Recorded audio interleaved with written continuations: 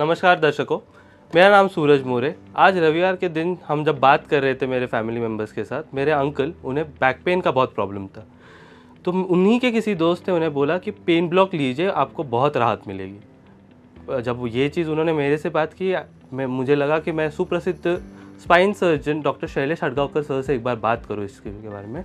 Sir, जैसे मेरे uncle को आईटी में वो एक मैनेजर है, उनका डे इन डे आउट काम ही होता है कि बैठे रहे और लैपटॉप पे काम करे, तो ये पेन ब्लॉक उन्हें हेल्प करेगा sir?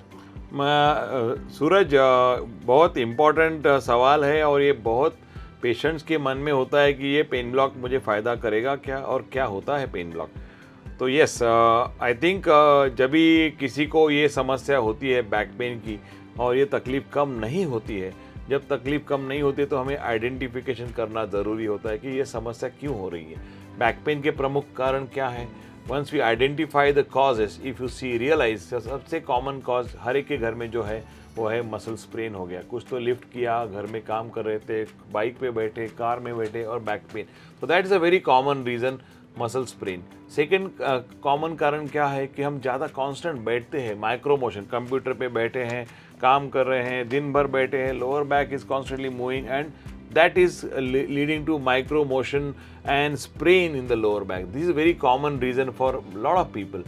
Third common reason, a small disc can contribute. Early wear or small amount of protrusion or diffuse disc can contribute to facetal and discogenic back pain. This is the third important cause. Fourth कारण जो हम commonly देखते हैं आजकल कि deficiency of vitamins, vitamin D, vitamin B12 जिसकी कमी की वजह से फटीग होके बैक पेन या नेक पेन काफ़ी कॉमनली देखते हैं। और पांचवा कारण जो हम प्रैक्टिस में देखते हैं वो है arthritis, any type of inflammation can lead to back pain. These are the 4-5 important reasons. तो अगर हमें पता चला ये प्रॉब्लम इस वजह से है तो उसको ट्रीट करना ठीक हो जाता है। हम पेन ब्लॉक, स्लिप डिस्क या डिस्कोजेनिक पैथोलॉजी में कर सकते हैं काफ़ी कॉमनली। ये सबसे कॉमन, मसल स्प्रेन या डेफिशिएंसी में ये पेन ब्लॉक का कोई रोल ज़्यादा नहीं होता है। ओके, तो जैसे मेरे अंकल ये भी चीज़ पूछ रहे थे कि इसमें कितना प्रोसीजर टाइम लगेगा, क्योंकि उनको छुट्टी लेनी पड़ेगी और ऐसे 1 मंथ कुछ भी काम नहीं करना पड़ेगा, इसके ऊपर से अगर आप कुछ बता सकें। नहीं, ये बहुत अहमियत रखता है क्योंकि काफ़ी पेशेंट्स आजकल ये सब रूल आउट करके ही आते हैं कि हाँ हमें ये नहीं है, ये तकलीफ़ नहीं है। जब भी उनको समझ में आता है, जब भी उन्होंने इन्वेस्टिगेशन किए हैं, कुछ एक्सरेज, MRI की, जब भी डिस्क है एंड ये तकलीफ़ दे रही है, तो ये प्रोसीजर बहुत सेफ है। जिनको discogenic, we have to select the patient for pain block. जिनको माइल्ड मॉडरेट डिस्क और कॉम्प्रेशन बहुत ज़्यादा नहीं है, न्यूरोलॉजिकल डेफिसिट मीन्स पैरों में वीकनेस नहीं है, इंस्टेबिलिटी नहीं है, वहाँ पे हम ये कॉमनली कर सकते हैं। और जनरली हम कहते हैं कि in the early phase 3 to 6 month जब भी पेन होता है तभी इसका फ़ायदा ज़्यादा होता है। और पेशेंट को ये 15 से 20 मिनट का प्रोसीजर है, same day they can go home, उनको रुकने का ज़रूरत नहीं है। 3 to 4 hours patients can go home. और छुट्टी normally we don't recommend, but maybe 3 to 4 days of rest they can take and then they can continue working.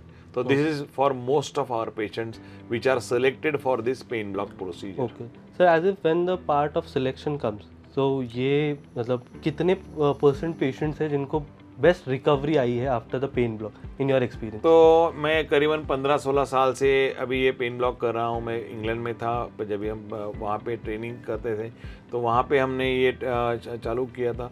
तो pain block in my experience of all this years, around 70% patients can get better. 70% patients को इसमें काफ़ी फ़ायदा होता है। और काफ़ी लोग हमें ये भी पूछते हैं कि क्या ये परमानेंट सॉल्यूशन है। तो ये परमानेंट सॉल्यूशन कहने से ज़्यादा मैं कहता हूँ कि this is a time, it gives mid term, short to mid term relief for pain. In that time you need to strengthen your muscles and काफ़ी 70-80-90% patients feel better for long duration. But you have to follow. ऐसा नहीं है कि this is not a magic कि ये दिया और सब ठीक हो गए, इट्स नॉट लाइक दैट। तो we need to work on rehab, physiotherapy and as per your particular type the doctors will advice.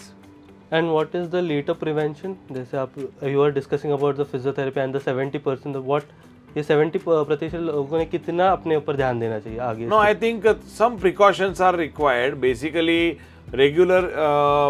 regularity in some amount of exercise, physiotherapy, yoga, something which is advised to them by their doctors. Walking also is the best exercise. Swimming, whichever is suitable to them, they should continue for at least initial time where they start feeling better, and then probably it becomes a lifestyle for them. क्योंकि healthy living will be achieved if you have some regularity.